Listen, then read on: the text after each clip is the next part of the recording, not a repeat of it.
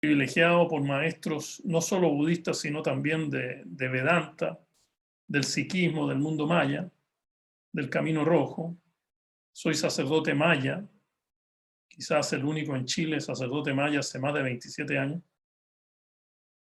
Y el único maestro que queda vivo en su cuerpo físico hoy día es el maestro Fermín Gómez Acabal de Guatemala, que es mi maestro maya, ¿no? Los otros ya dejaron su cuerpo físico. Hoy día lo que vivo y a lo que me dedico la vida es realmente a lograr esa gran metasíntesis que debe ocurrir para así estar preparado para cuando me llegue el momento.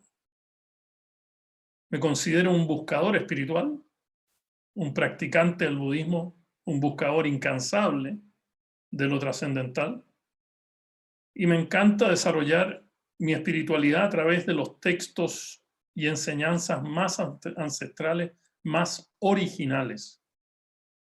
Aunque a veces cuesta, digamos, leer, cuesta entender, cuesta autorrealizar. Sin embargo, el surgimiento del entendimiento de la autorrealización que esto significa es tremendamente poderoso. Claro, yo también leo textos que son, digamos, versiones, comentarios, y realmente en este camino soy muy feliz, estoy muy contento. Y quisiera darles, para comenzar, antes de entrar en los cuerpos del Buda, quisiera establecer como los mosaicos más importantes que dominan mi espiritualidad y por lo tanto me van a permitir compartir exactamente, ¿no es cierto?, cómo, ¿no es cierto?, yo presento, cómo yo comparto las enseñanzas y las ideas que voy a compartir hoy día. Primero que nada, quisiera decir de que desde el comienzo de mi camino espiritual he estado anclado en lo que llamo la sociedad del 200%. Una sociedad que tiene que ser materialmente rica y espiritualmente rica. Hoy día vivimos en un mundo en que tenemos sociedades que tratan de estructurarse y avanzar para ser materialmente ricas, terminando siendo espiritualmente pobres. O sea, creo que este 200%, 100% material, 100% espiritual, no es trivial. No es trivial. Ojalá fuese trivial, pues si no, no estaríamos acá. Esto me recuerda el momento que yo conocí a Lama Ganchen en la ONU, el año 1996. Y él me pregunta, ¿cuál es mi profesión? Y yo le digo, mira, soy economista ambiental. Ah, me dice, muy interesante. ¿Y qué haces tú como economista ambiental? Y yo le expliqué, ¿no es cierto? Nosotros utilizamos los incentivos, los precios, los impuestos, los subsidios, todos los derechos para proteger, digamos, la naturaleza. Le di toda una orquesta. Y él me dijo, mira, yo te doy el título de 100% economista ambiental, pero yo quiero que tú seas un 200% economista ambiental. Y yo le pregunté, maestro, ¿pero qué significa ser un 200% economista ambiental? Me dice, cuando tu sola presencia cambie el medio ambiente. Que tu presencia sea capaz de eliminar la contaminación de todo tipo, no solo la contaminación del aire, sino tu propia contaminación interna. Eso me llevó a escribir un pequeño libro que anda por ahí perdido, en que yo establezco que todas las profesiones tienen una semilla espiritual. Y quien no autorrealiza esta semilla espiritual, para mí no tiene la autoridad de ejercerla. Por ejemplo, un abogado debe autorrealizar la justicia. Y no es evidente cómo se hace eso. O sea, suena bonito, pero no es tan evidente cómo se hace eso, particularmente desde el punto de vista espiritual. El agrónomo debe autorrealizar la ley natural. El ingeniero debe autorrealizar el tiempo. El arquitecto debe autorrealizar el espacio. El político debe autorrealizar la confianza. Y así todas las profesiones tienen su semilla espiritual, que hoy día ni siquiera son parte de las universidades. Hoy día no hay universidades que estén insertadas en el camino de las técnicas contemplativas que permiten que salga esa semilla espiritual. La sociedad del 200%. Segunda cosa que me define, digamos, dentro de esto, son las leyes espirituales. Hoy día sabemos que hay leyes humanas y tenemos gente tan bella como Vlado, que está en la Cámara de Diputados, ¿no es cierto?, tratando de crear estas leyes humanas. Pero también existen las leyes naturales. Y ahí hay grandes conflictos, porque si no, no estaríamos hablando del recalentamiento global, de la pérdida de la biodiversidad, de la contaminación de los océanos, y hasta cuestionar el futuro de la humanidad. Pero así como existen leyes humanas, leyes espirituales, también, perdón, leyes naturales, también existen leyes espirituales. Yo escribí un libro que se intitula Las 10 leyes espirituales para la sanación del planeta. Y hay varias leyes espirituales que son muy importantes. Yo diría que lo que estamos viviendo hoy es la crisis, la resistencia, la destrucción de estas leyes espirituales y no necesariamente las leyes humanas y las leyes naturales. Por ejemplo, la ley de la correspondencia. La ley de la correspondencia dice que lo interno es como lo externo es como lo interno. Por lo tanto, este recalentamiento global nunca se resolverá sin resolver nuestro recalentamiento interior. Está la ley del karma, ¿no es cierto?, de la acción, de la reacción, de los equilibrios infinitos. Pero la esencia de la ley del karma es lo que el Buda dice en sus primeras enseñanzas, que todo lo que existe tiene causas y condiciones. Lo que no tiene causas y condiciones no existe.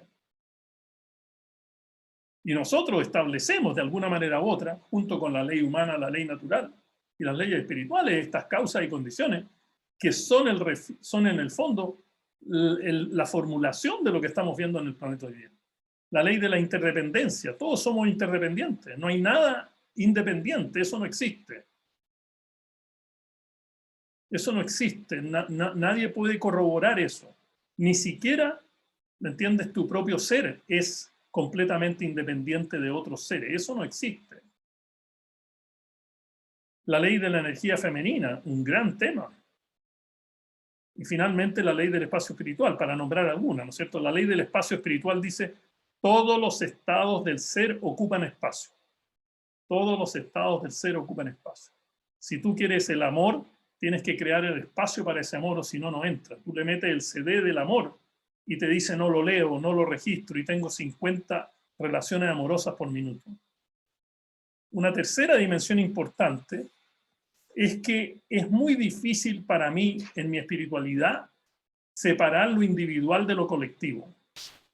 Y ya dije algo respecto a la interdependiente y lo voy a repetir varias veces en este camino de la espiral, ¿no?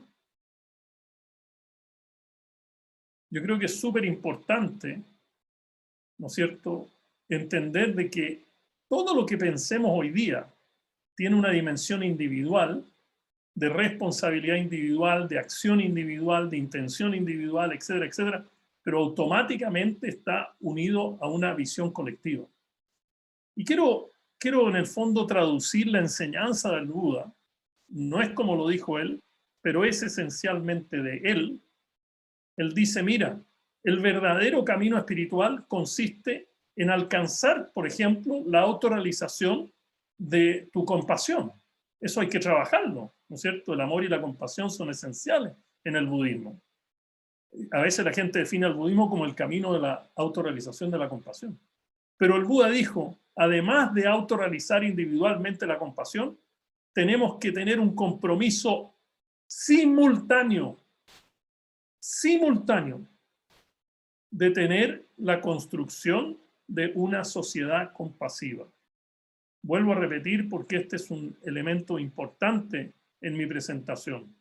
No se trata solamente de la autorrealización individual de la compasión, sino también simultáneamente adquirir un compromiso para la creación de una sociedad compasiva. Y este movimiento de lo individual a lo colectivo es un puente, yo lo veo así como un puente, ese puente hay que construirlo, pero no es necesariamente la suma lineal de lo individual. Lo colectivo es más que eso y me tocó recientemente dar una conferencia en el primer Congreso Mundial del Miedo en Portugal. Hablé sobre el miedo colectivo, de qué se trata, cuáles son sus elementos, por qué es importante hablar de las virtudes o de las no virtudes en el ámbito de lo colectivo. A esto yo le llamo el budismo social, el budismo comprometido. Hay mucha gente que piensa que el budismo es simplemente la práctica de los mantras, los sutras, y que eso es el budismo. Así nos lo enseñó el Buda. Yo sé que muchos piensan que eso. El Buda nunca pidió que nosotros nos retiráramos de la sociedad. Al contrario, el Buda se iluminó y siguió en la sociedad hablando con los banqueros, con los reyes, con los políticos, en fin, con toda la gente. Y el Buda también dio reglas muy claras para mantener el colectivo. Dio reglas de cómo gobernar países. Y yo he escrito mucho sobre eso y quien quiera por ahí los puede encontrar. Pero piensen ustedes que el Buda creó una sociedad monástica. Y cuando uno lee los sutras, dice, mira, el Buda está acompañado con 3.500 personas. O sea, cómo las gobierna, cómo las organiza, es muy importante y esas reglas aparecen en 3 Lam-rim. Lam-rim significa los peldaños del camino. Yo creo que es muy importante entender de que tanto ustedes como, en este caso, yo o todos los que están practicando el budismo, podemos y debemos hacer una contribución no solo para la autorrealización individual, sino también para crear esta sociedad compasiva, amorosa, justa, etcétera, etcétera. Yo no creo en el budismo individual, creo en un budismo colectivo y voy a hablar de eso en un minuto más. Una cuarta dimensión es que creo que la espiritualidad debe estar donde no hay. Hay gente que me dice, oye, pero tú trabajaste en el Banco Mundial, o sea, esta cuestión es el capitalismo más brutal, el materialismo individualista más brutal. ¿Cómo tú trabajaste en el Banco Mundial y practicas budismo? Bueno, yo trabajo con esa máxima, ¿no? La espiritualidad debe estar donde no hay, o si no, formemos el club de Mafalda. O sea, hablémonos de lo mismo, sigamos lo mismo, digamos, estamos todos convencidos de lo mismo. Y creo que esto es muy, muy importante, porque cuando traje la espiritualidad a la política, la gente decía, oye, no, pero es que eso es como el aceite y el vinagre, eso es como ridículo. O sea, no puede ser un candidato serio, no, esto no puede ser realmente tan poderoso porque está hablando de la espiritualidad y la política. Otro elemento importante que me lo enseñó mi maestro Maya, me dice, Alfredo, nunca te metas en algo que no tenga espíritu. Me costó como 5 años entender eso. ¿Qué significa eso? O sea, era como obvio, el castellano lo entendí, pero me costó como 5 o 6 años realmente de empaparme de lo que significa esa regla. ¿Cómo me meto en un Senado, en una Cámara de Diputados, en un equipo, en una discusión que no hay espíritu? ¿Cómo una constitución no puede tener espíritu? O sea, ¿cómo se va a poder construir una constitución sin espíritu? Eso significa pedir permiso y significa crear espacios vivos en que venga no solamente el ser humano, sino los grandes seres, los grandes maestros, los grandes seres de luz. Todos saben que he estado metido en la espiritualidad de lo público. Y finalmente, como preámbulo, no creo en la pirámide de Maslow. Yo creo que ese es el error más grande metodológico que existe y además promueve un tipo de sociedad absolutamente arcaica y nociva. O sea, el punto de partida no es la satisfacción de las necesidades materiales en un vacío. ¿Me entiende? Aquí no se trata de una pirámide, se trata de esferas que se mueven. ¿Me entiende? O sea, yo no concibo que alguien diga, bueno, la gente pobre que no haga nada espiritual porque realmente es el lujo de los ricos. Cuando tú ya llegues arriba, al tope de la pirámide, vamos a hablar de lo espiritual. Pero mi necesidad primal es comer, trabajar, comer, hacerme pedazo. Eso es grave. Eso es grave. Y yo no creo en eso y por eso que estoy muy envuelto en el tema de la espiritualidad, lo público. Cuando digo espiritualidad y lo público, hablo de la política, la economía, el mundo corporativo, lo social, lo institucional. ese es mi preámbulo, porque creo que es importante que entiendan un poco el contexto de donde yo provoco un debate sobre estos cuerpos del Buda. Porque si yo me meto directamente en los cuerpos del Buda, va a crearse posiblemente como algo un poco esotérico, de no tanta relevancia. Bueno, quisiera hablar ahora sobre los cuerpos del Buda, como segunda parte de mi presentación. Yo creo que este tema de los cuerpos del Buda es fascinante. Para mí es fascinante y lo estudio y lo estudio. Es un espacio de sabiduría especial, único y muy profundo. Es difícil transmitir la profundidad de esto en los minutos que tengo. Y yo voy a presentar esto en una forma de espiral. Y puede que pase una vez o dos veces la espiral. No creo que pase la espiral muchas veces más. Pero eso ya es bastante, me sentiría yo muy satisfecho de poder hacer eso. Creo que es importante comenzar diciendo, mi querido Vlado, de que no tenemos solo un cuerpo, que el cuerpo físico no es todo. Y yo creo que todos ustedes que están en este camino de este diálogo de las escuelas de los misterios, de levantar el velo, digamos, y ver estas grandes verdades, yo creo que todo el mundo ha tenido la experiencia que tenemos más de un cuerpo. O sea, la gente que medita, por ejemplo, o que contempla, o que ora, sabe que está trascendiendo a algo diferente a simplemente a la carne y los huesos. Tenemos el cuerpo físico, tenemos el cuerpo energético, tenemos el cuerpo áurico, tenemos el emocional. Mucha gente habla hoy día del cuerpo emocional, ¿sí o no? Los psicólogos, todo el mundo habla del cuerpo emocional, el cuerpo místico, el astral 1, el astral 2, y hay muchos otros cuerpos. En mis estudios me han enseñado de que hay 69 cuerpos.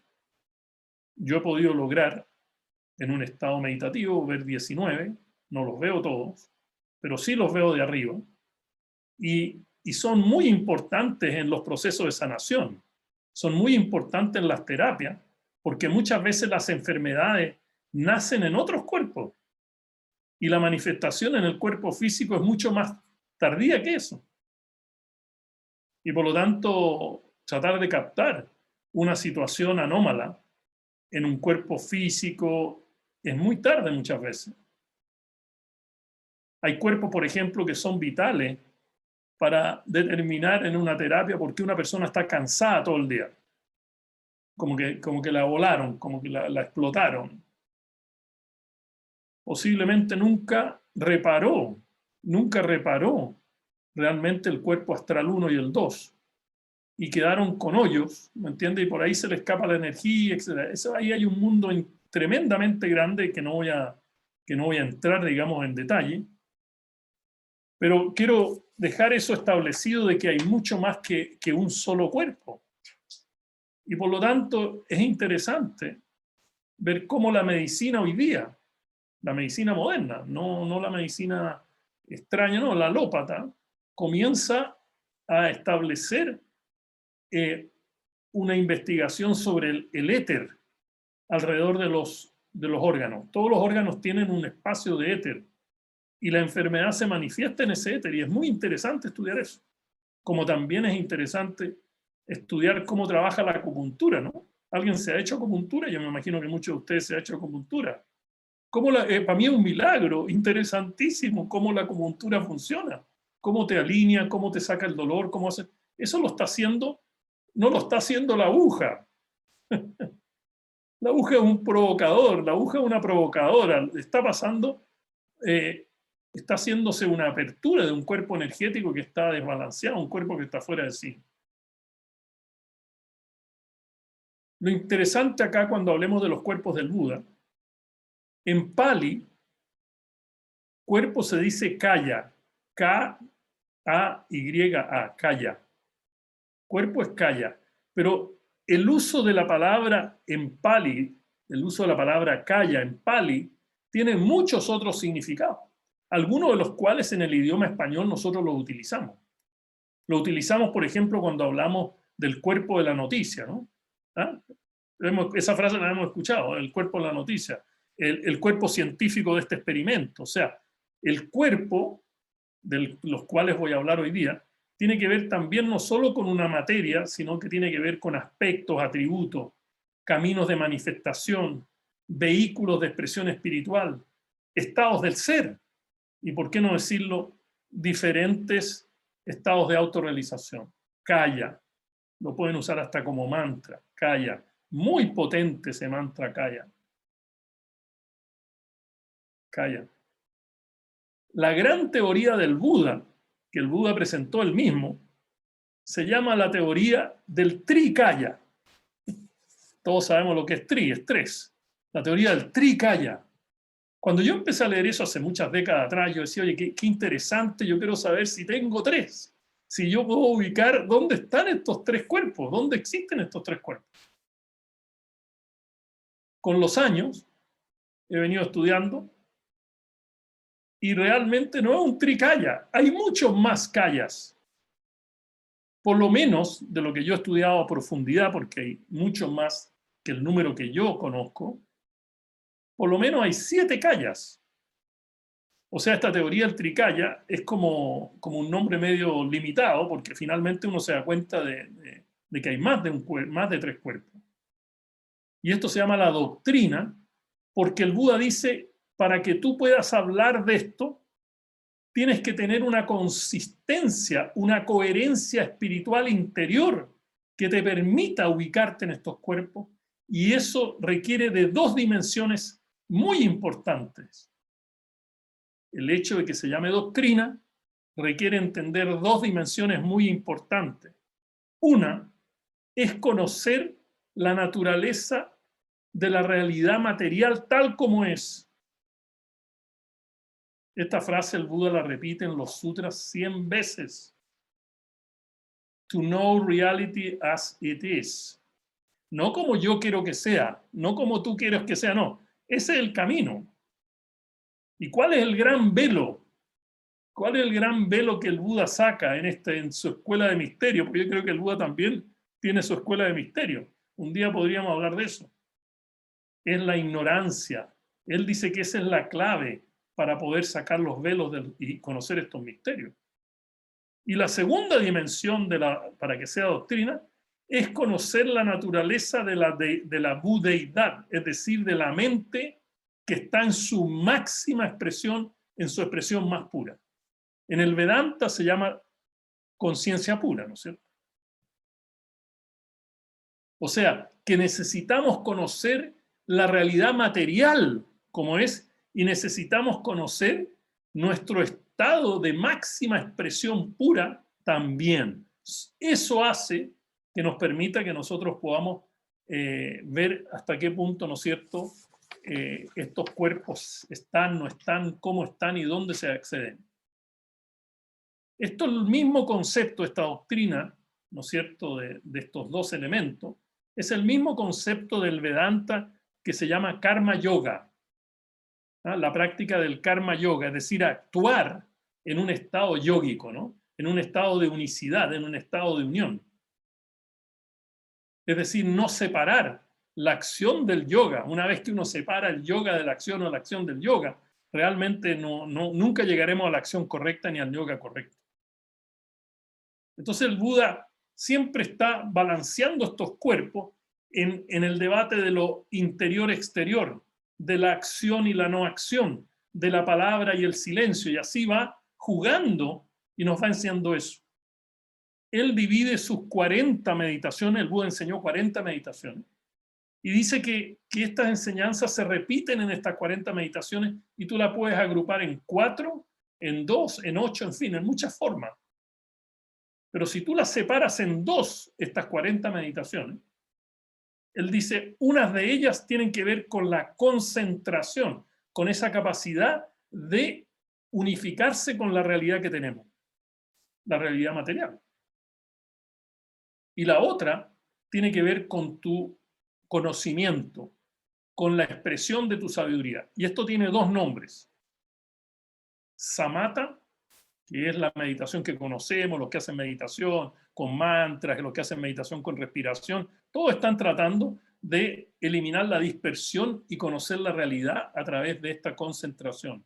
Hoy día, una de las meditaciones más famosas es el mindfulness, ¿no es cierto? Entonces, mucha gente habla del mindfulness, ¿no es cierto? No sabiendo mucho, pero se trata de vivir el momento, de concentrarse en el aquí y ahora, en fin, las maneras que se expresa eso. Samatha.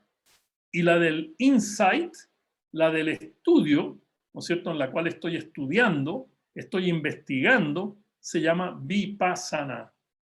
Muchos de ustedes deben conocer esta terminología, por lo tanto no debe ser nueva.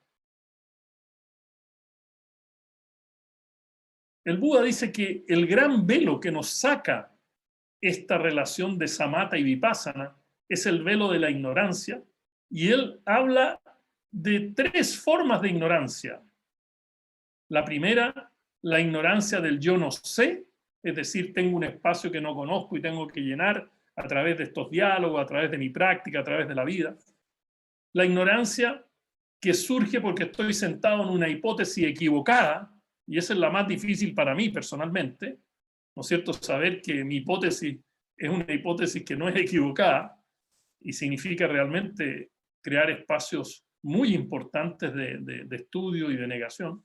Y finalmente la ignorancia, que el Buda llama la ignorancia sistémica. La ignorancia no lo sé, la ignorancia de estar en una hipótesis equivocada, y la ignorancia sistémica, que significa que tú no conoces las leyes que gobiernan la vida.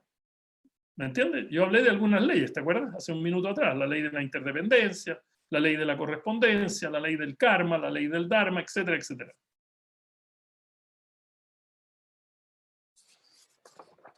Quiero hablar de los 3 primeros cuerpos del Buda. ¿Qué les parece? ¿Seguimos? ¿Estamos bien? Ok. Creo que es súper importante entender esto en su contexto. Y gracias, Pablo, por tu apoyo. El primer cuerpo del Buda se llama Nirmanakaya. Nirma, no norma, Nirma, Nakaya. Nirmana, y después viene la palabra kaya, ¿no es cierto? La palabra cuerpo. Nirmanakaya. Este primer cuerpo es el cuerpo de la transformación. Interesante, ¿no? El cuerpo que transforma todo. El cuerpo que realmente está no solo transformando la ecología externa nuestra, sino que también está transformando la ecología interna nuestra. Nirmanakaya. Nirmana, en Pali, significa transformación, pero no cualquier tipo de transformación. La transformación que te hace crecer, no la que te disminuye, la que te destruye. Estamos hablando de un cuerpo de transformación creciente. Segundo, nirmana significa metamorfosis. Esto es muy importante como traducción del Pali, de nirmana como metamorfosis, porque significa que algún día nosotros de gusanos podemos pasar a ser mariposa.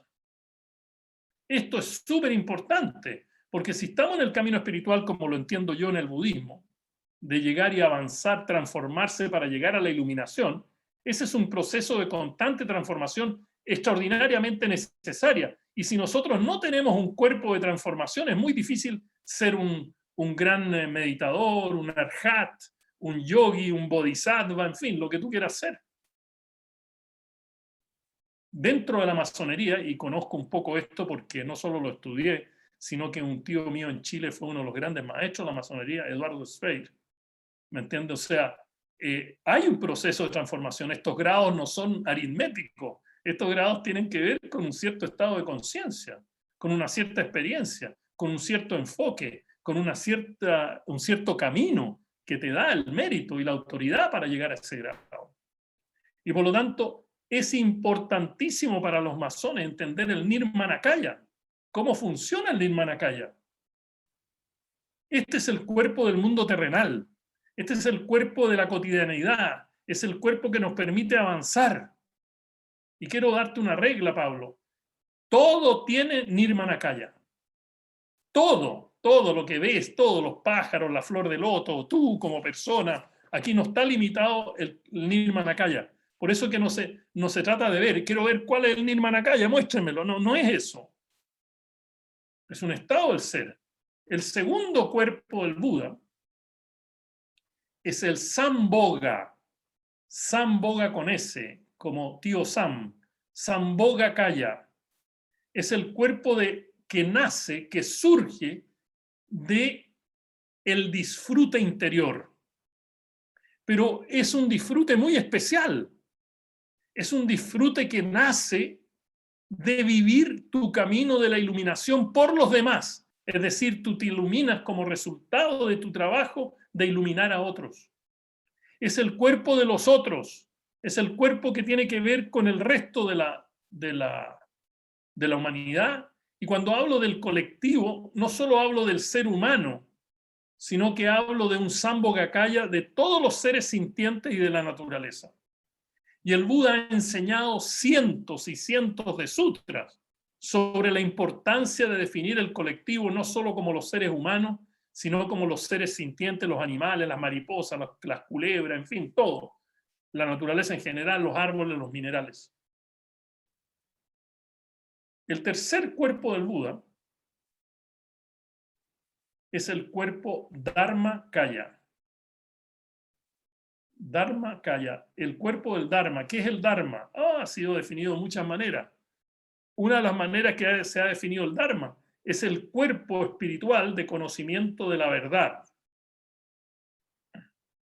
Es la verdad que te autorrealiza. Es el cuerpo que nace y se desarrolla a través de tu práctica espiritual. El Dharma.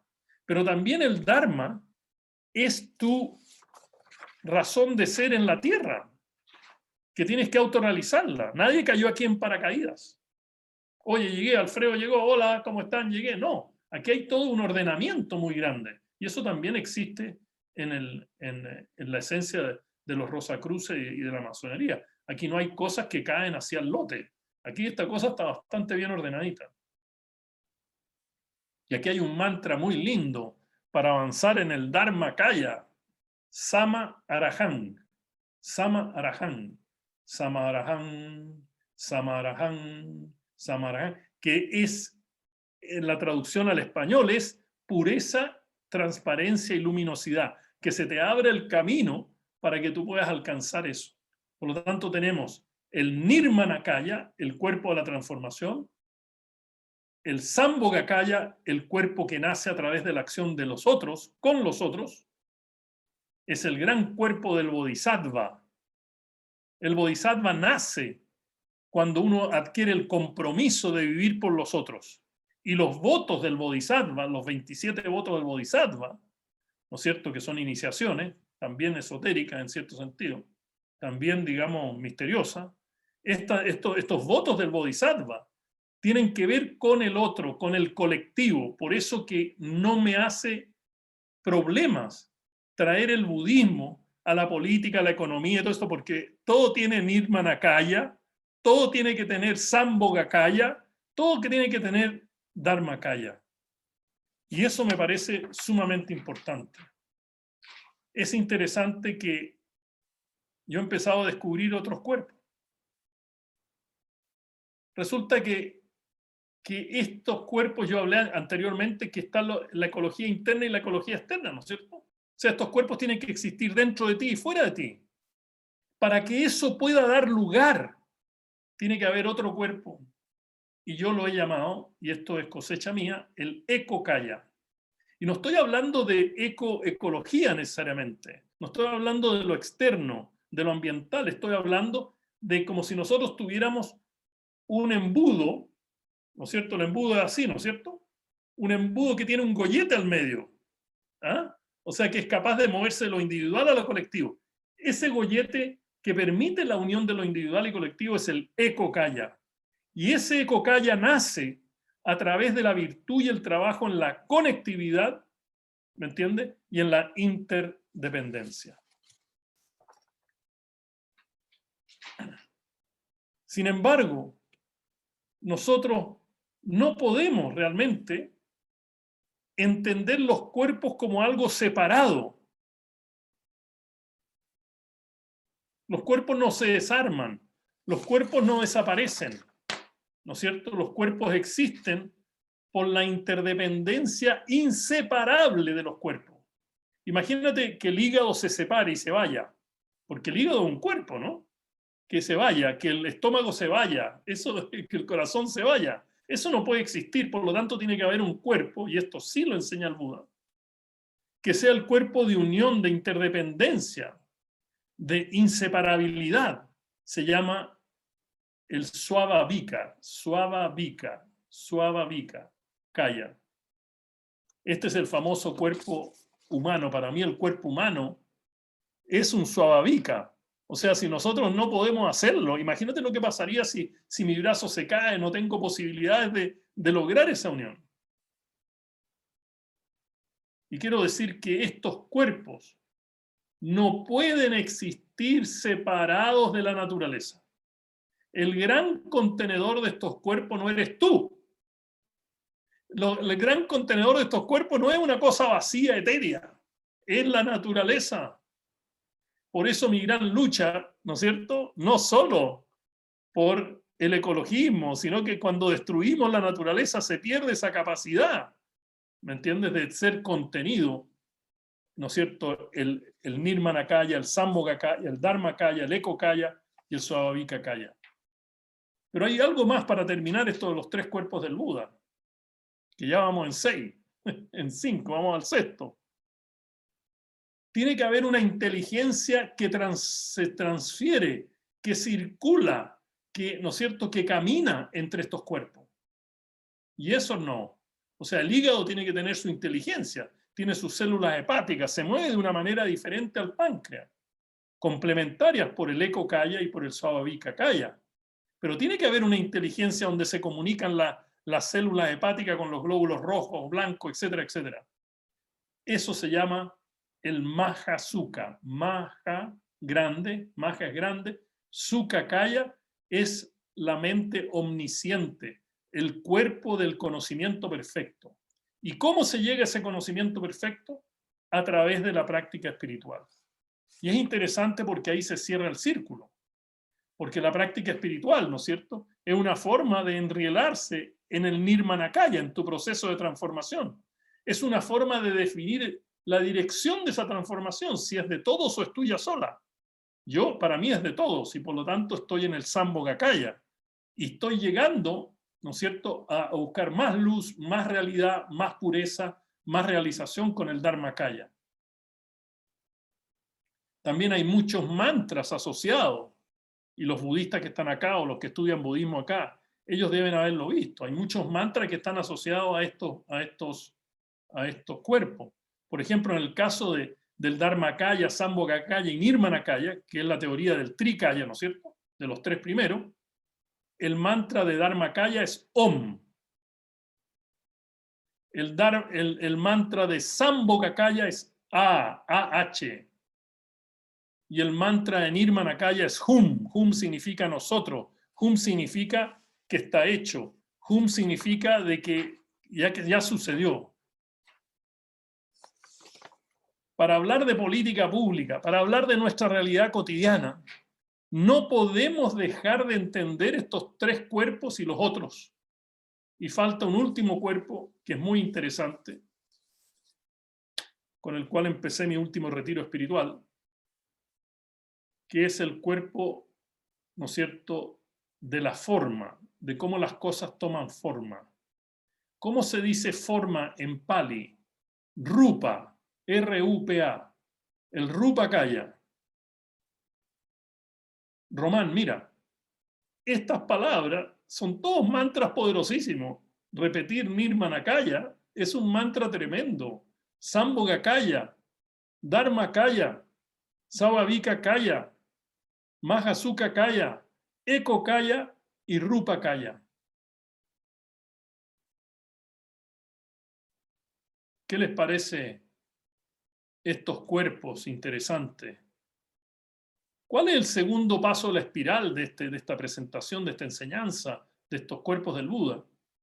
Es que yo le diría a cualquiera que trabaje en el sector público o privado, o que sea un jubilado, o que esté haciendo meditación, o que esté en el mundo de la reflexión, es entender estos cuerpos del Buda, es abrir grandes velos y aumentar la velocidad de transformación mucho más de lo que uno puede hacerlo con la vida simplemente cotidiana.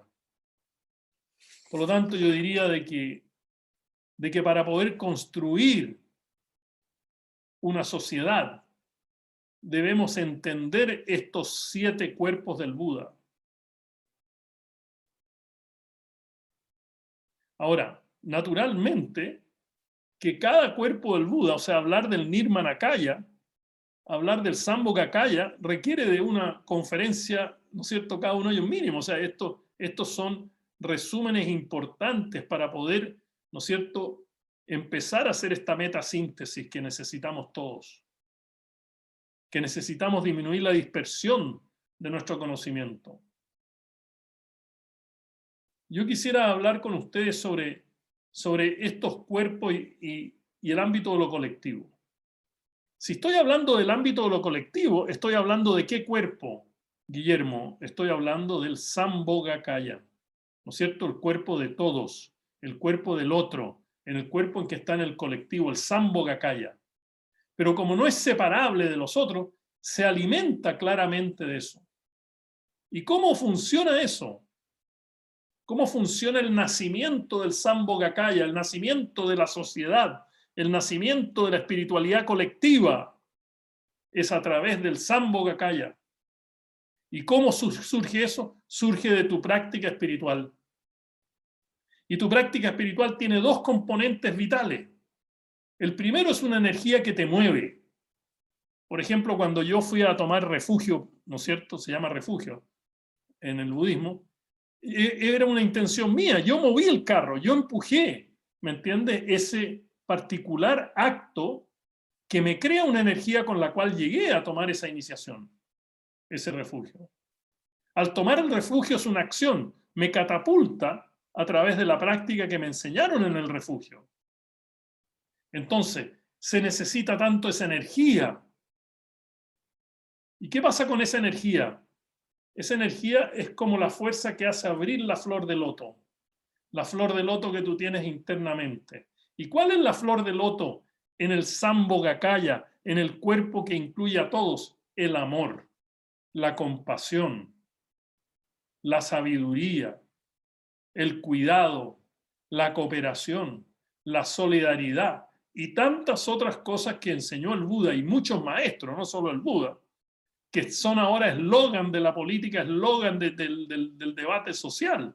Pero en el fondo no se trata simplemente de crear eslogan, sino que de autorrealizarlo. Y lo segundo, muy importante, ¿no es cierto? Primero, esta energía, de este compromiso con el otro, es la acumulación que se necesita para poder generar una escalera de progresión hacia estados de conciencia mayores o, como lo dije anteriormente, a estados, ¿no es cierto?, de tu estructura, ¿no es cierto?, de la masonería, las maestrías mayores. Esas maestrías mayores requieren de una autorrealización. Y es ese trabajo, la energía y la acumulación de impactos espirituales, lo que hace crecer al Sambhogakaya. Nosotros en Chile, y estoy dando una opinión personal, esta no es una opinión que quiero acarrear a los otros chilenos que están acá, tenemos una sociedad con grandes dificultades de almacenar la sabiduría. Estamos pasando rápido, todo pasa rápido, nadie almacena, no se queda, no se utiliza mucho la sabiduría que hemos acumulado durante toda esta historia.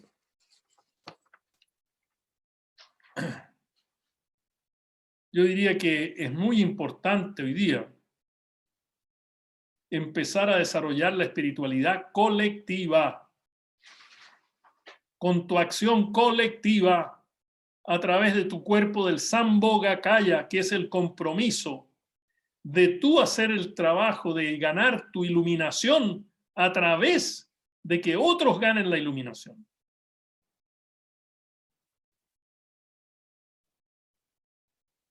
Y hay muchas técnicas prácticas para hacer eso. Si queremos hacerlo, se puede hacer. Yo he estado la semana pasada discutiendo este tema con gente que queremos hacer meditaciones alrededor del Congreso para mejorar la coherencia de la constituyente. Y no es un acto político, es un acto matemático. Y hay muchas maneras de hacerlo con diferentes tipos de meditación. Estoy escribiendo un libro, Blau, que se llama Los cuerpos de la política. Los 7 cuerpos de la política. No puede existir una política sin Nirmanakaya. No puede existir una política estancada que no se transforma. ¿Sí o no? No puede existir una política para ti. Tiene que ser para todos. No puede existir una política sin Sambhogakaya. No puede existir una política sin una visión correcta, sin un dharma, sin un destino, porque el dharma también significa destino colectivo. Y así un Eko-kaya, un Svabhavika-kaya, un Mahasuka-kaya, o sea, no puede existir política sin sabiduría.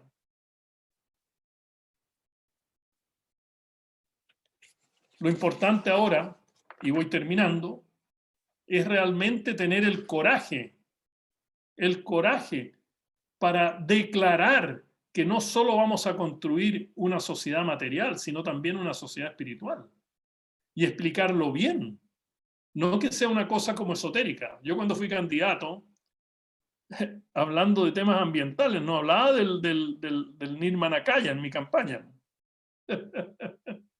Yo hablaba del agua, de la escasez del agua, de todos estos temas. Me decían, don Alfredo, vuelva en 30 años más, usted está fuera de época. 2013, cuando yo decía que Chile se está secando. No, pero don Alfredo, vuelva en 30 años más, esta cuestión aquí esto no está para usted todavía. Entonces yo creo que es súper importante ir dándole este cuerpo colectivo a nuestra espiritualidad. Y el Buda, ¿no es cierto?, tiene los 8 peldaños del camino, ¿no es cierto?, el famoso óctuple sendero, ¿no?, el noble óctuple sendero. Y ahí hay un camino extraordinario para levantar los velos, para poder entrar en los misterios. No se puede entrar en los misterios sin la visión correcta, sin la intención correcta, sin el lenguaje correcto, sin la acción correcta, sin el comportamiento correcto, sin el esfuerzo correcto, sin la atención plena correcta y sin la meditación correcta. Lo voy a repetir, visión correcta, y tú lo puedes repetir sin abrir el micrófono. Esto es un deleite del alma, repetir esto, es un deleite del alma, aunque no sientas nada.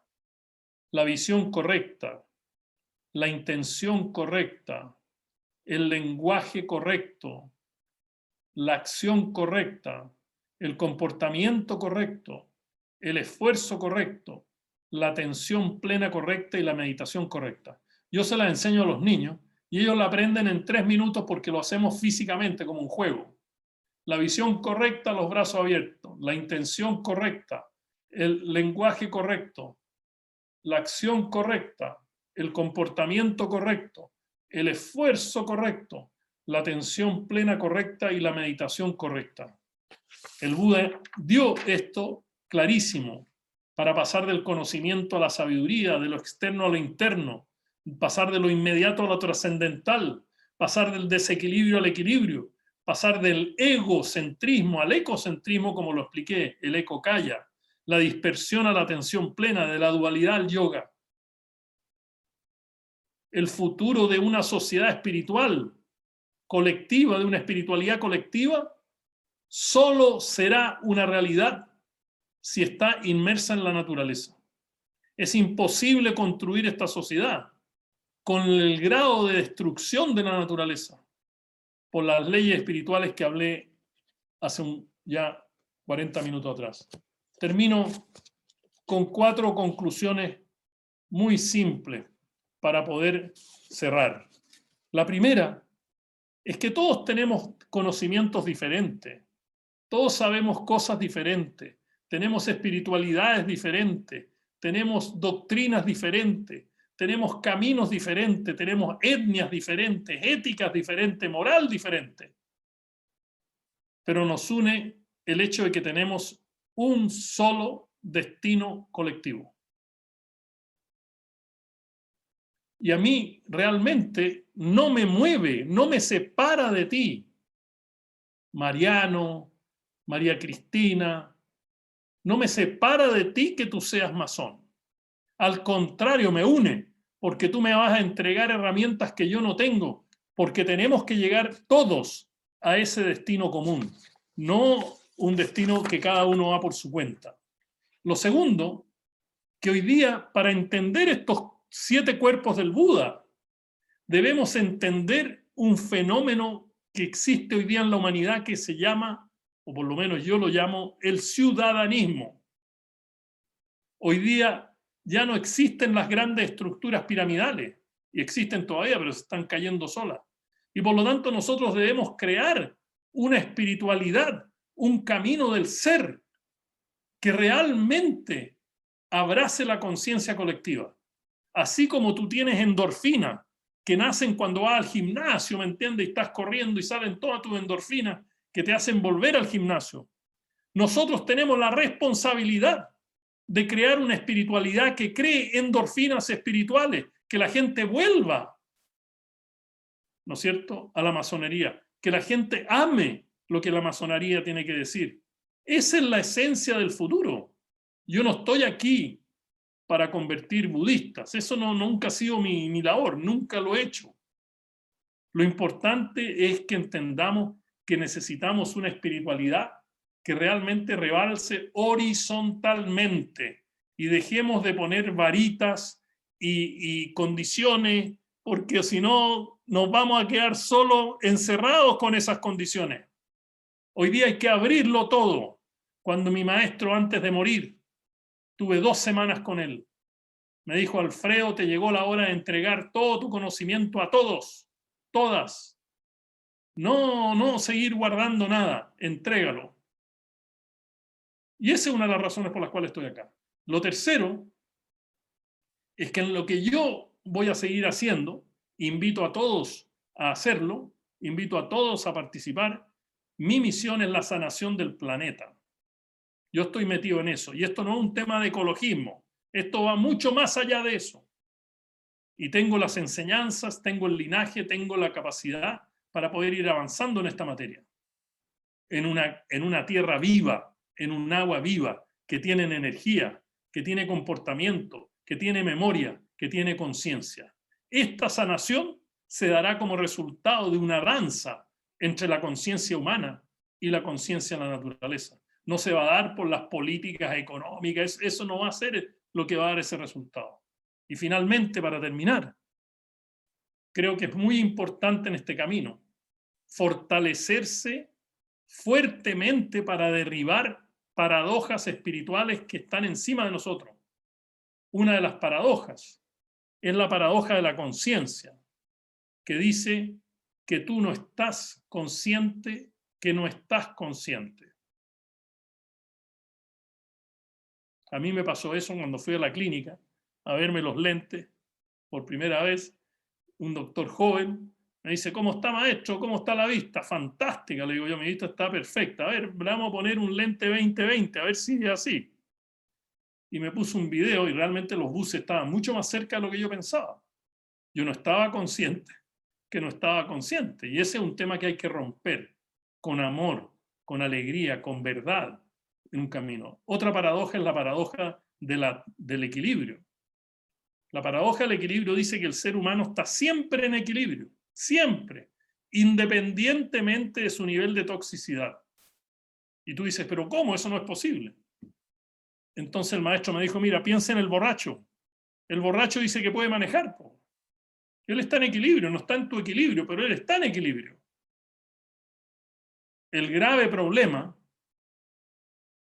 es que en el caso del borracho, si yo estoy borracho, Pablo me puede decir: entrégame las llaves, Alfredo, yo manejo. Y yo digo: no, pero compadre, si yo sé, no, pero pásame las llaves. El problema está cuando hablamos de la espiritualidad colectiva. ¿Qué pasa cuando la sociedad está borracha? ¿Quién le quita las llaves? Ese es el tema. Y somos nosotros los que estamos aquí, más miles y miles más, que estamos en este camino de este diálogo, de la profundidad de las cosas, no de la superficialidad de las cosas, que nos va a permitir a nosotros esto. Por lo tanto, hoy día no podemos permitir que la paradoja del equilibrio nos limite a nosotros, nos bloquee a nosotros por nuestra toxicidad. Por nuestra toxicidad. nos elimine la oportunidad de autorrealizar el Nirmanakaya, el Sambhogakaya, el Dharmakaya y todos los cuerpos del Buda. Muchísimas gracias.